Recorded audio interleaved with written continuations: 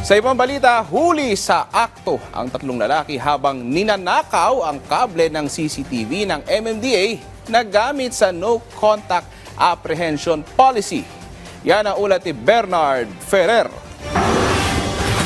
Sa kuha ng CCTV camera ng MMDA sa Guadalupe Footbridge sa Makati, may kitang isang tambay na tila may inaabot.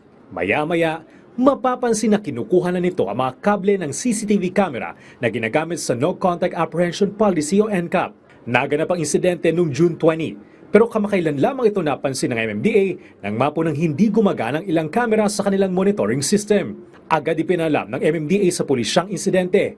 Kaya nang magbalik sa lugar ang tatlong sospek noong June 25, agad silang nahuli matapos maaktuhan ang tangkang pagnanakaw muli ng Livewire.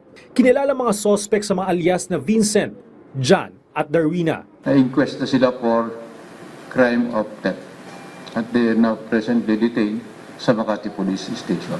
We are coordinating with the Philippine National Police, especially the NCRPO, para ma-preempt yung ganito mga maiwasan yung mga susunod pang insidente. Aabot sa 104,000 pesos ang halaga ng mga kable na ninakaw mula sa CCTV ng MMDA. Sa kasalukuyan, operational ang mga CCTV camera ng MMDA sa Guadalupe Footbridge. Plano na ng MMDA na maglagay ng mga harang sa paligid ng CCTV camera upang maiwasan ang mga kalintulad na insidente.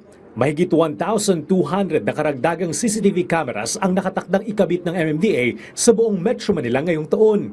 Layunin ng proyektong ito na mapabuti ang pagmumonitor sa mga pangunahing kalsada tulad ng EDSA at C5 na may pinakamaraming aksidente noong 2024. Batay sa Metro Manila Accident Reporting and Analysis System ng MMDA, parehong lumampas sa 8,000 ang naitalang kaso sa mga nabanggit na lansangan.